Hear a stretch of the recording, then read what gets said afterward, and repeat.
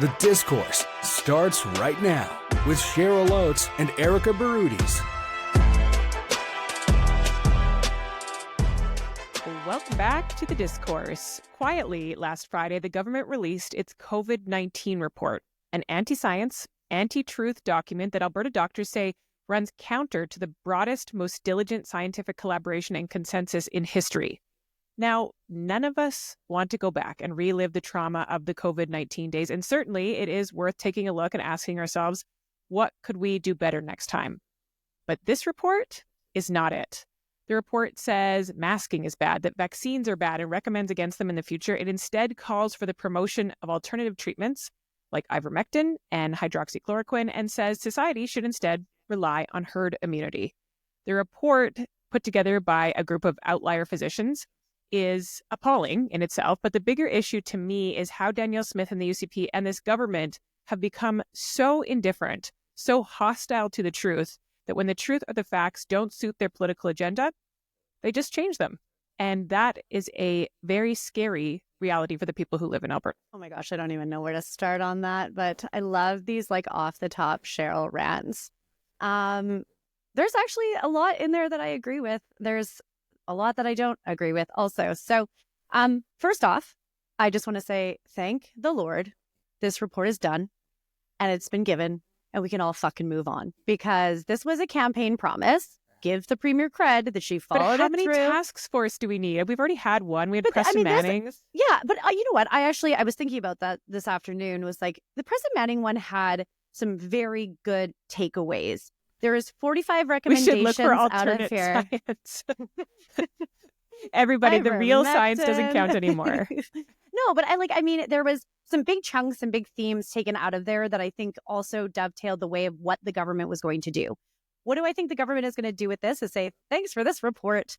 We'll take that under advisement. You can even see the difference between like how the Ministry of Health is approaching this with, it's not our report. We outsource it on a task force. We're getting it back as processes. Then what's we the are point? Releasing it. It was a campaign promise. Okay, but looking through it, there is politics stuff. Like aside, I was looking. Okay, let's just say what do for I like Alberta's of the sake, report? No. Let's just say like if they do what you say they're going to do, which is like, thank you very much, panel. Let's all move on now. Check the box. We did our COVID-19 report. We're probably not going to implement this stuff.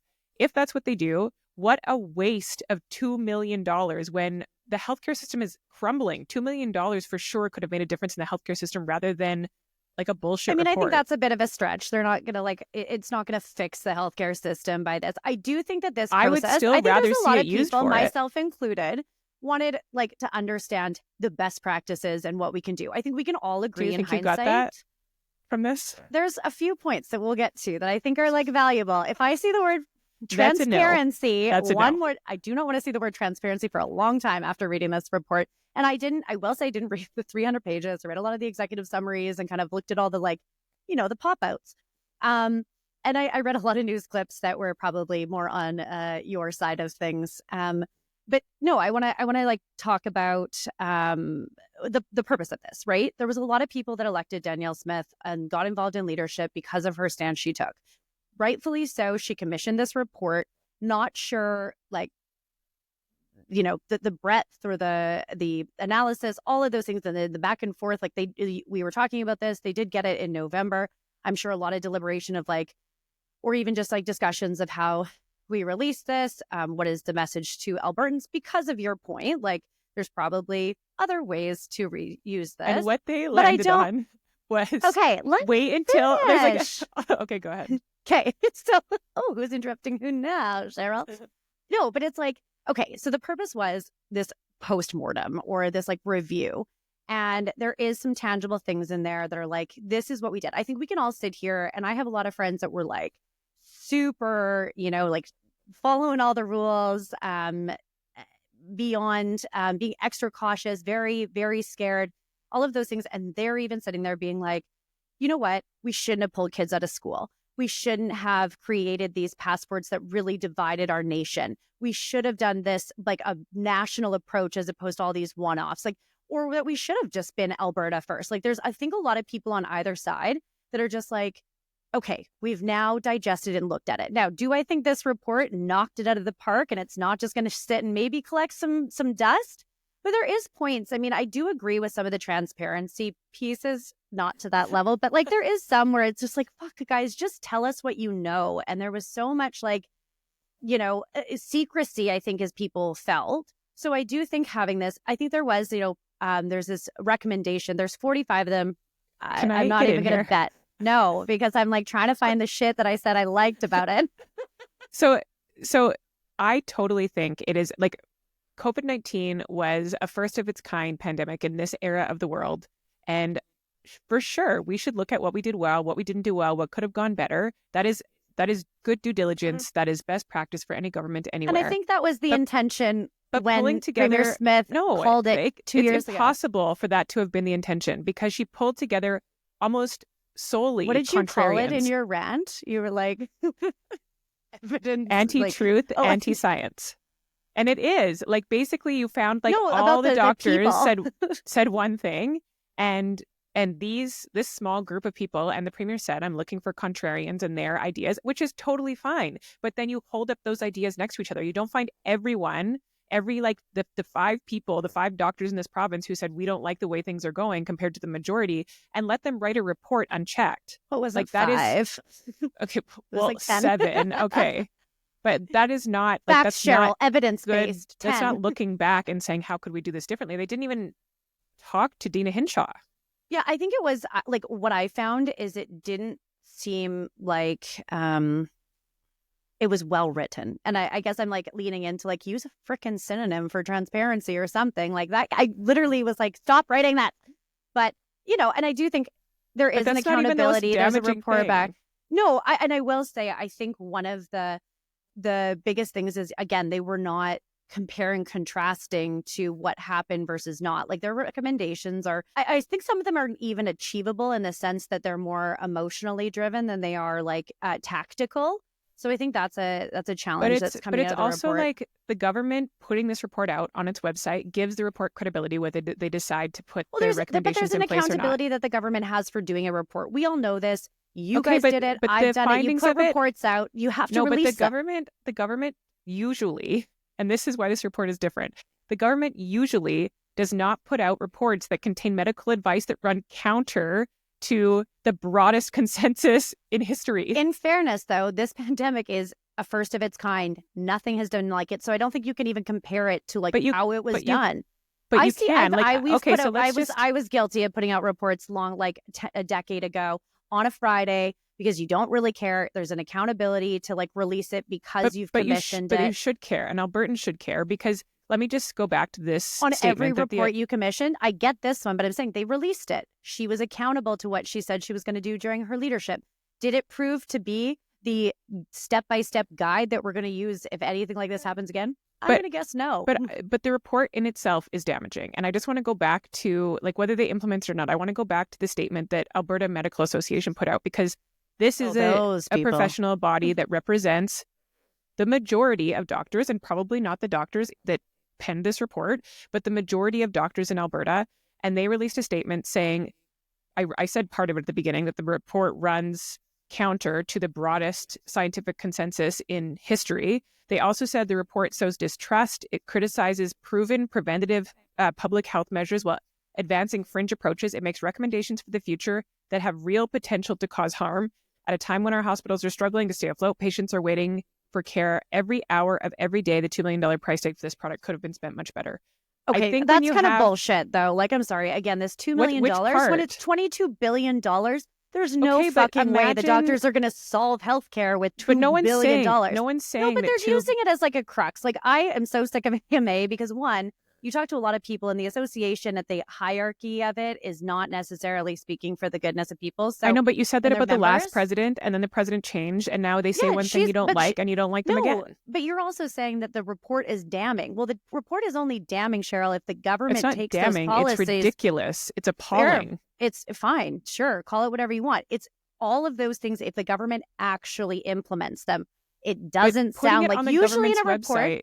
Cheryl, but that's accountability. That's literally transparency of what you committed to the taxpayers. But the reason you have a report that looks like this is because you commissioned a bunch of people who shouldn't be writing the report in the first place. Yeah, but if you were doing a commission on the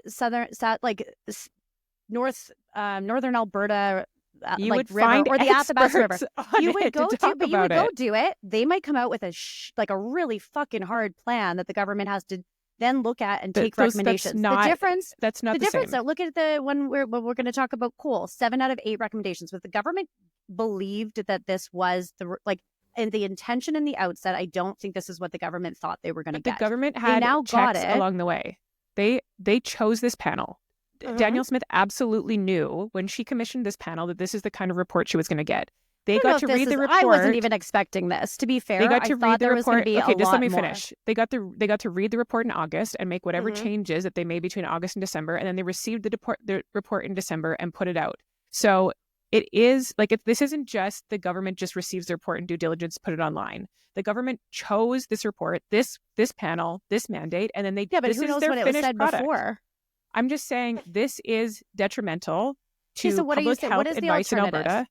What is your Don't solution? do a report with a bunch of wackos. Okay, so don't go back. Like, you can't rewind history, You Cheryl. can. You can. You So can you start go- saying, I'm going to rely on advice from trusted health professionals Yeah, but and how does not that medical change? outliers. But that doesn't change what you said. You said, don't do this in the first place.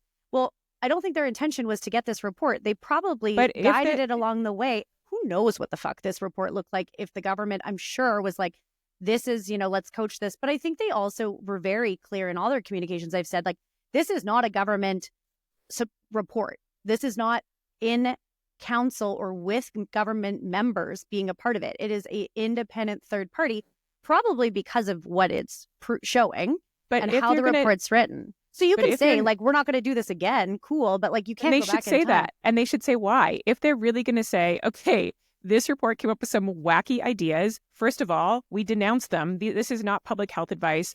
The public should not receive it as public health advice. And we trust, the advice of the AMA and professionals in Alberta. Is that any different? We're going to do that going forward rather than rely on the outliers to tell us that we shouldn't trust public health information. Okay. But, like, how is that different without saying exactly what you said, just like not accepting the recommendations? To me, that's saying the exact same thing. Because you need to tell me why. If you're going to spend $2 million a report and not accept the recommendations, I want to know why. Then why did we do it in the first place? A lot of the report says there's still a lot of work to be done. I don't know if that's an attempt to continuation of work, but I don't think they actually were able to get the full scope of what they were supposed to do in the timelines, to be honest. Like, this seems like half-baked. Give them another chance. Yeah, well, I'm fine with that too. I'm just saying that I think that there's, like, some obvious things that point to, I think, a lot of people's frustrations on how it was rolled out, the communication across different levels of government.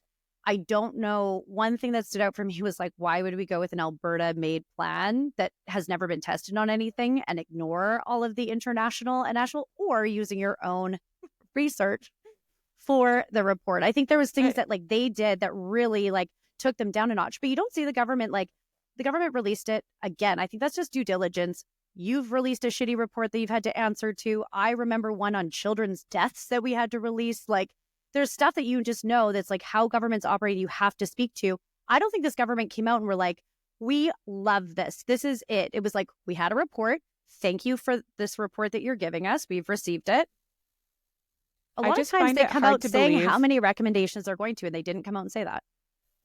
If they take one, I'll be disappointed. Sure. I think that it will be hard. Though. Like, I just can't imagine what was the point of this in the first place if it's not going to affect policy going forward. So, you know what? Maybe let's just imagine the government says, thanks, we're not going to implement any of these recommendations. Thanks for this. Here's your check. Move on.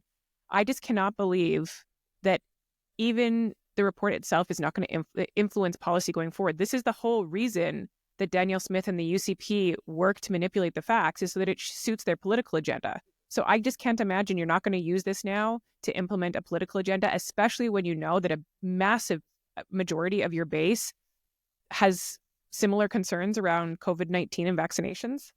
Well, I disagree with that. I believe that the intention of releasing this report was because there was a lot of emotion in COVID. There was a huge amount of divide.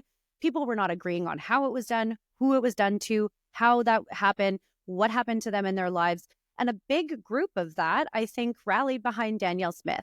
And she heard a lot of those stories, and she heard a lot of those hardships during COVID, and, like, the people feeling like lepers and other things like that. And so then she went ahead with this report. The report was commissioned out. There was very little government intervention until like the later stages once the report was done. And I think the effort was to say, okay, let's look at what we did right. Let's look at what we did wrong in hopes that people can like hear the other side or understand some of the perceptions that people have. This didn't make it better.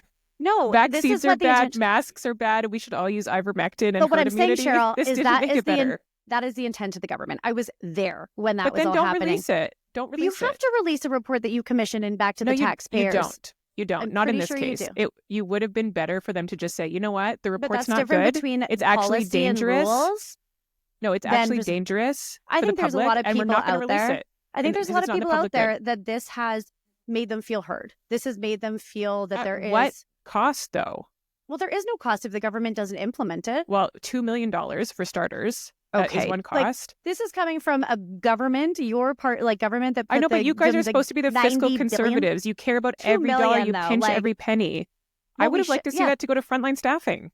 Well, I would have loved if AMA did their fucking job too and made frontline the priority, not their middle management and high management. But they don't seem to do that. That is such a pivot.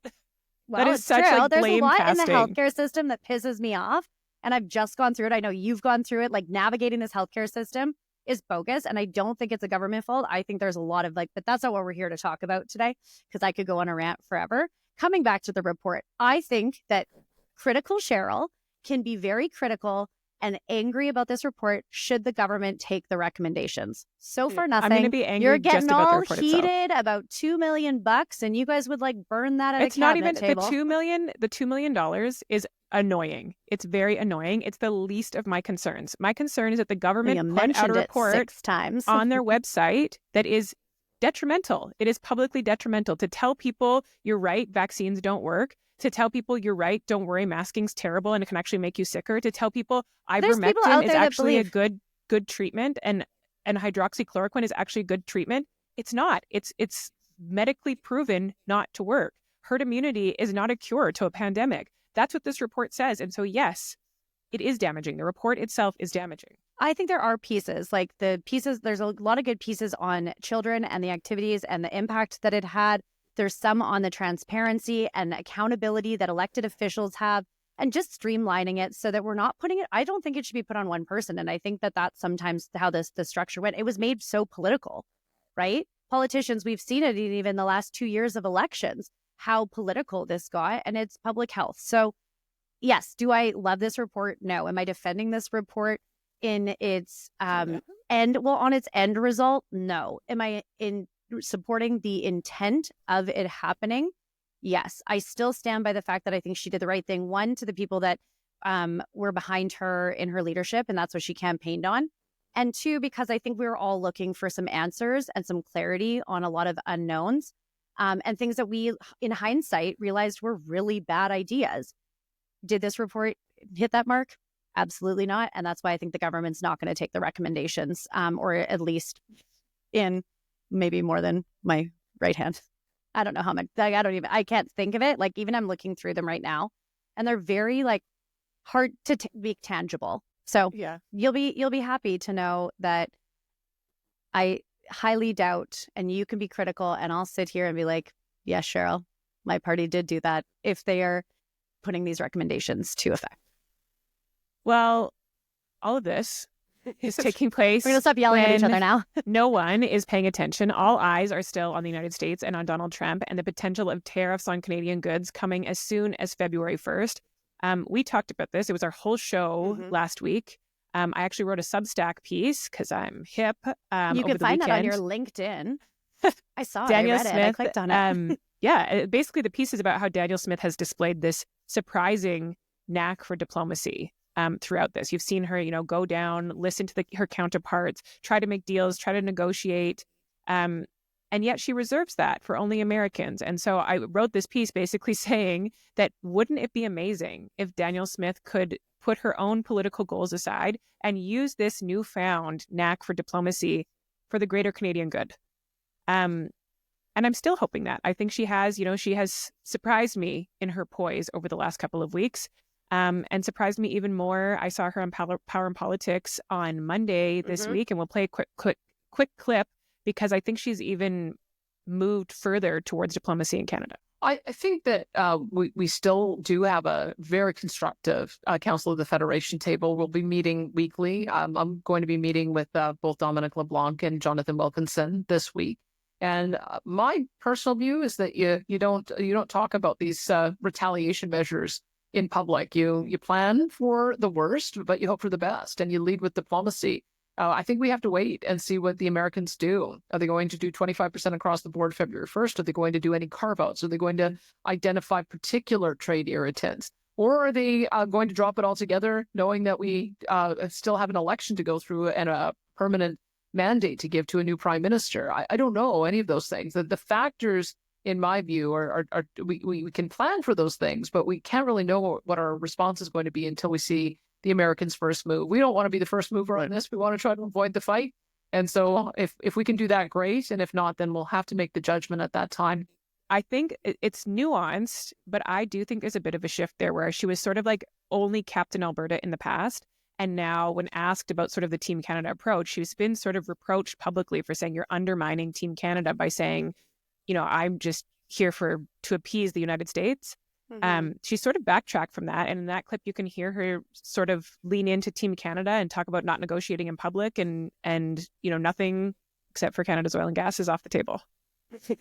No, and I've heard her talk on a few different interviews where she basically says like a pro-Alberta plan of not taking like the pro oil and gas is actually a good pro-Canada approach. And so she's kind of using that to pivot back. You're right. I think that what she probably saw was she was down in the States. It was working. It was resonating. I think there was a lot of support from Alberta for her in that approach that she was taking as premier and as the Team Alberta captain.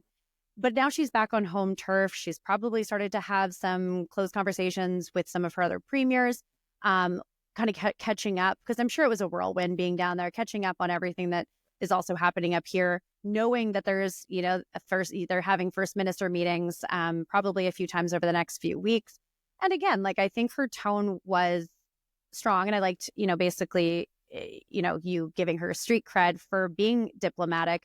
And I think she can do that. And I know I was on a few media things where people were saying, I don't think she can pivot back. She's kind of gone too far. I do think she's doing a pivot, but very eloquently, if you will. I hope so. And I do that clip that we just played from Power and Politics gives me a little bit of hope. Of course, there's no premier in Canada, Doug Ford especially, who is not using this current political moment for their own political benefit. It is, a moment to show leadership. It's a moment to, develop clips and put out press releases that people are really paying attention to. But we can't do that. And premiers can't do that at the risk of the country's negotiating position. And I do think Danielle Smith overswung in the beginning by going down and saying, we don't need to retaliate. We should just, be friends with the United States and remind them how much we like them and remind them how important our oil and gas is to them. I do think she overswung there. I do think that undermined Canada's negotiating position.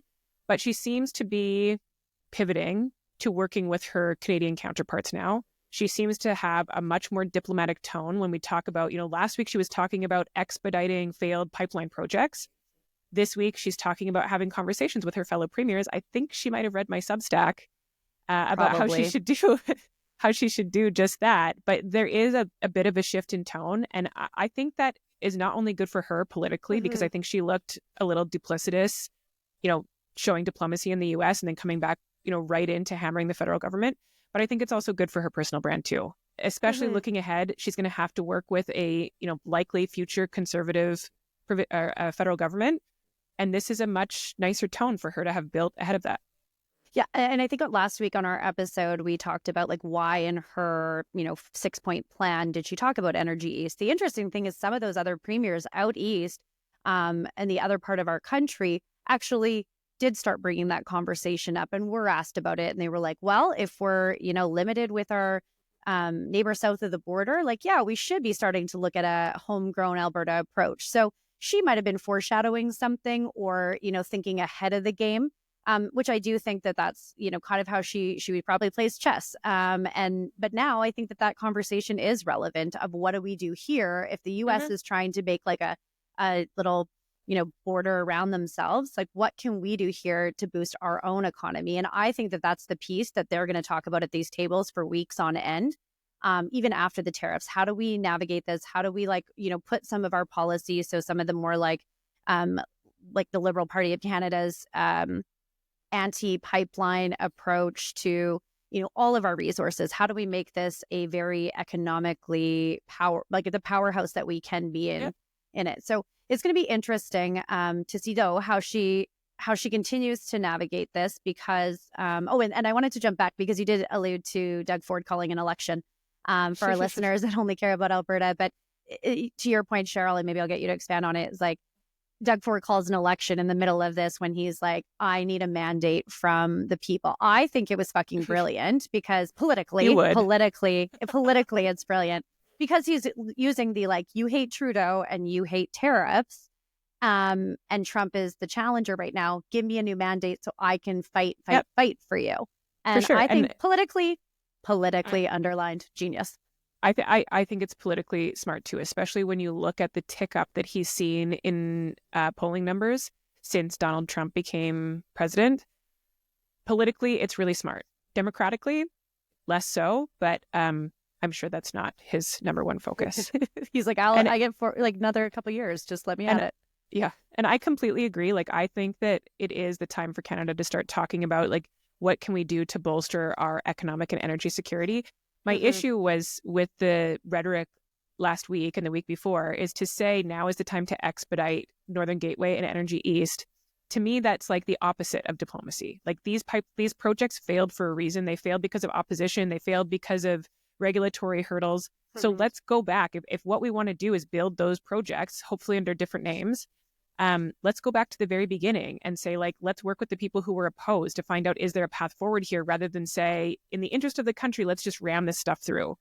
And I did see a little bit of a shift in that, not just from Danielle Smith, but I think, as you said, from decision makers across the country. So I know we actually did talk about that last week. I think we talked about it on Ryan Jesperson's show on the language that she used. And I do agree. I think it was a miss, but But I think the reason why she used those projects is because they're so top of mind to all Canadians. And it's just you picture that vision of a pipeline across the country. Agree, probably change the name to get especially Quebec on board. But I think it was about let's build coast to coast pipelines. She could have used some different language. I think it was probably just to draw on that. But that's the nitty gritty of all of this. I do think that we're going to see some constructive, when Doug Ford's not outdoor knocking, some constructive conversations between all of our provincial leaders and our hopefully federal government on what to do next as we approach February 1. We'll see. Only a number of days now. All right. Well, last one. We started off by kind of yelling at each other, and then we got really cute. So let's go back to yet another contentious topic. And we're going to actually start off with last week, the Alberta government, Premier Brian Jean. Oh, God. Once upon a time, he tried for it. Woo! Minister of Energy. Yeah. No, just for Premier once. Leader, different. Publicly. So, yes.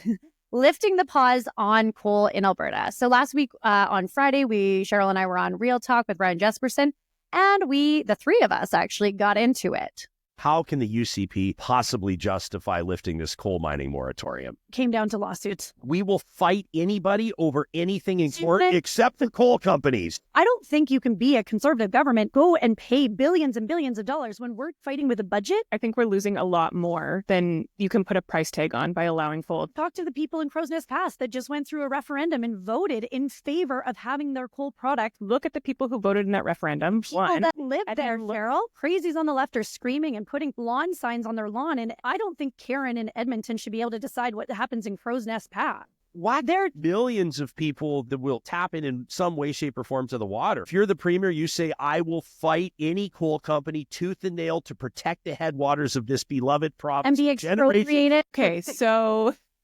another controversial topic. Yeah, another controversial topic. Another thing where on this particular topic, besides my emotional reaction to it, I just don't get it. I just don't get I know you're going to say like they avoided legal Like, challenges. I will give you the and maybe they didn't, boring and policy maybe they answer. did. Yeah. So you're going to say there's 16 billion reasons why they had to do this. But to me, our watershed, our headwaters, you cannot put a price tag on it. So they just sold our headwaters off for $16 billion. I know And that's worth Brian it to Jean, UCP. not Premier Brian Jean, to be clear, that Brian Jean knew this was going to be a tough day for him. He knew that it was the right thing to do because of the 16 billion reasons, aka getting But how is sued that the for only this. consideration? Well, I don't think you can say, he can't come out and say because of this, this, and this, because then that lawyers would shit a brick. I know, but if and that's you'd the reason, be it's not a put good into enough your reason. cage. But there can be a reason. You just can't say the whole reason, which is this is a pause, to be clear. We can't prohibit because of these lawsuits and because of the further implications that it has for us. When you're a minister that's operating, probably push the lawyers, I would assume, because we both work for lawyers. It's politicians want to talk, and lawyers are ah.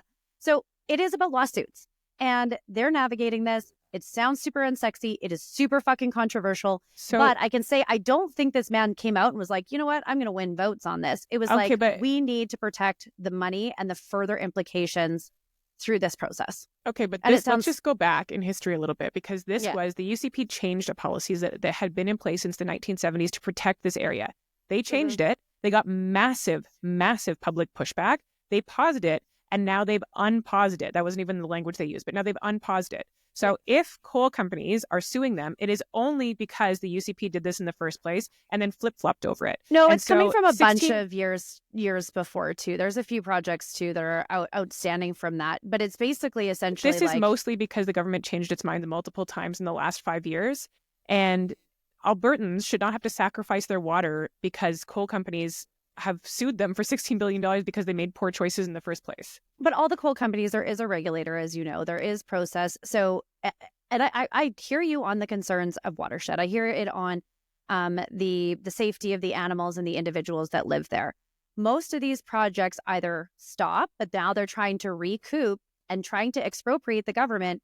And you can only do so if they prohibit it, meaning they opened this opportunity and now they're closing the door on you, opens you up to liability, meaning billions of dollars. But the government, coal by mining starts unpausing now. it, pardon? Coal mining starts now in the Eastern Slopes. No, I think, okay, so that's what I think is the thing that's not real that's happening is that they're it's open season. We're going to get a bunch of people mining now. I don't think the government's they're not accepting any more applications. They are just unpausing it so that they can get through these lawsuits to either probably reach settlements, which is not going to be as high as it was. And then they're going to continue on by potentially, I don't think it can ever prohibit it. I'm not a lawyer, but I think that they'll go into, again, the regulations to create an environment that no new projects come forward. But coal companies don't explore if they don't want to mine. Right. And now so they're we're all just allowing- sitting there, but they're not going I don't think the pause is a very long period. Again, I don't know because I haven't Coal asked the companies government. are saying that they're going to start mining. They're saying they're going to expand their mines, and you have environmental and energy and natural resource lawyers saying permits are going out now by the hundreds, if not thousands. And so maybe all of those companies, it won't make financial sense for them to start mining there. But the idea that there's not going to be any mining, that seems well, and I crazy. think that's where those 7 out of 8 recommendations that the group put, that the government put into place. What was it, last fall? I bet you a lot of them will say that because they want to get some airwaves. But I bet you when they go through the feasibility study, because they'll all have to do it, they'll all have to resubmit, and none of them will actually be able to make a business case that their bankrollers are going to be able to pay for or want to pay for. So you're telling me I think it's open for a pause and releasing the pause to deal with the legal side of things, and then they will come in with severe regulations that do not make this appealing. Because I can tell you, I think we on Ryan Jesperson we talked about Crow's Nest Pass. There is a difference between thermo and metallurgic coal. Thermo, to everyone, the simple thing is it's the bad one. It's extracts a lot more. The environmental impacts are higher. There is still some that well, I guess it's not approved, but it can resubmit to the AER, and it is metallurgic coal, which makes steel. So to say that it's not going to allow any coal mine project, and that one changed significantly. It's about 1/8 its size, all of these things. So I don't know if it's going to make them change so much of their plan to make it safe. But I do know, But I don't think the government's safe. like opening it and being like, all of you people can get sick. Like, I don't think that that's the intent first of all, here. Alberta doesn't have, like, the reason this area has been so protected for so long is because Alberta doesn't have stringent policies in place to protect communities downstream. Like, you look to British Columbia, where it does have like pretty strict selenium policies, and every project has to abide by it. Alberta doesn't have that because we've just protected this area. We've just said, rather than have really strict policies, we're just not going to allow coal mining here. And whether, like, communities downstream that are either drinking this water or using it for irrigation, or, like you said, animals are using it, they don't care if it's metallurgical thermal coal. They don't. It's like, I think the difference is it the project itself has everything been checked off. And I know the first time that the Crow's Nest project, it didn't meet those needs, it scaled back to like 1/8. And I think when we were on Jesperson, there was a person that points out the reclamation process. You're right. We don't have those policies in place. I'm assuming that the government isn't going to not put those in place. You don't let the projects go first and then put the policy in place. This is where it's like, oh, you could do that. But then, and you said last week, and I like, this is where I can't wrap around my head, is like billions and billions of dollars to pay a company that hasn't done anything. And they're just coming in, you like paused it, then released it. And like, I don't know. I can't wrap my mind around why you would support. And Ryan Jesperson did this. Now this proves where I think he sits on the spectrum, and he's not here. Sorry, Ryan. I call him PC, pretend conservative, and he gets mad about it. But where like, I don't understand how you could justify like not doing the right thing and lifting the pause. The right for a thing is brief protecting period. our water. But how can you, but we talked about this on the show. It's like, you can do both, I believe. I believe you can pause it. I don't think these permits are flying out. And I don't think that a bunch of people are like now like freaking mining it starting tomorrow. I think this is to deal, like I said, with lawsuits. But what protections are in place now? Well, they accepted the 7 out of downstream, 8 recommendations from the report and put those into regulations. Like we know, reports don't matter to this government. So what they put them into regulations. What assurance they do accepted people the recommendations, downstream Cheryl. have? When people who are downstream and who rely on these headwaters, who rely on the Old Man River, what assurances are in place for them that their that no main project water that source is not isn't going to be completely contaminated? safe and that meets all of the very high thresholds of environmental There isn't high stewardship. thresholds in Alberta. But the recommendations were actually quite strong. The testing, the requirements, the size of the scope of the project, a lot of these things were very much scaled back. That any current project, I think, has to refine itself significantly in order to even be able to be considered. And again, I don't know how long this lift of pause. I'm sure the government won't be able to talk about it because of lawsuits, which is really unfortunate, because I think that there's probably some really good news and good stories of like how they're actually planning to protect this area and give that reassurance to people.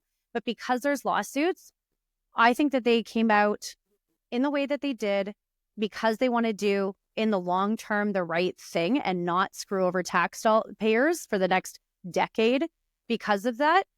However, it looks really nearsighted, and I get that. It looks really nearsighted right now because they can't talk about it because lawyers... I just want to be clear like, how don't you're allow them explaining to. this. And like you have a lot more insight into UCP thinking than I do. I'm just here to point out the problems. So you're telling me that what you think the strategy here is, because this is what has boggled my mind, is like what is the political impetus here? You're telling me $16 billion is at stake. The government obviously cares about its bottom line like if deeply. You prohibit even like triple, just let me get that. this out. Let me get this out. Okay, so $16 billion is at stake. You can correct it all when I'm done. And the government, rather than be sued for $16 billion, changes regulations, lifts the pause, allows, theoretically, exploration and coal mining in the Eastern Slopes with some new rules. But what you're saying is, by the time it comes to pass that these projects are operational, there will be so much regulation and hurdles and environmental restrictions in place that it will not be profitable for any coal mine to operate in the Eastern Slopes, so we'll never have to worry about this. So I would say that middle part is a little blurry to me. One, I think it's way more than 16 million, because if you ever go to prohibit or billion, whatever with a B. Oh, sorry. It's still more than 16 billion. I think that it becomes like longer, especially if you prohibit. And so number subjective, but yes, a large sum of money, right? Like that's more than almost all the ministries except maybe education and health. in a fiscal budget. Then I'm a little bit blurry on when and how and the permits are, like you said, the permits and all of that are getting approved. I believe that the 7 out of 8 recommendations do put significantly higher thresholds over any current project that exists. So again, if you are desiring this, knowing that the government is likely going to add more regulations, you might do a business feasibility study and realize that your plan to mine here makes 0 sense. And so I feel like the reason is, 1, it started with a lawsuit. 2, you had to do this. You had to lift the pause. Brian Jean was taking the hit for the team in doing this. And that is, again, the timeline of what we can and cannot. But the end, I believe you are correct. So this is the thing that bugs me, even if that's the and case. It's shitty. And I will say it's shitty because they can't explain it because it's lawsuits. Okay, but and so I hope I'm right, because I think I'm the only one that can talk. Like, it's talking about you it. You are the only one that can talk. Oh. The thing that bugs me about all of this, and like, maybe it all washes out that way, and this is just a legal maneuver, and we never actually see coal mining come to fruition, and we never have to worry about the headwaters. Maybe that's the case. But if it's not, what I don't like about this, even though, like, I agree, $16 billion is a lot of money. Cannot Alberta afford that hit to its bottom line? Absolutely not. But the UCP should pay that political price, because they made this mistake. We are in this position because of the decisions that they made around mining in the eastern slopes and flip-flopping in the first place. And it shouldn't be Southern Albertans whose drinking water and irrigation water is contaminated that pay the price for the UCP's poor judgment. So does that mean that if the NDP ever get back, they're going to pay Albertans back $90 billion for their shitty deficit? We paid the political price. We paid it when we lost the election in 2019. And what I'm saying is, but I think you have to fuck pay up the back. budget, you fuck it up, you are on the hook for $16 billion of lawsuits, you pay the political price for that. It's not they might lose that. They might lose that whole region in the next election, and that, I guess, would be equal to your political price. Yeah, and let me say, if the UCP was ever looking for political advice from the NDP, just one, don't piss farmers and ranchers off. Yeah. Said like a true Bill 6 lived and learned champion. Okay, well, I'm just now calling it a hard stop. That's our show today. Thanks all for listening. I really like our sandwich that we did there today, Cheryl. Don't forget to tune in every Thursday morning. Sounds kinky. New episodes drop at 5 a.m. And don't forget to like and subscribe on YouTube and wherever you get your podcasts.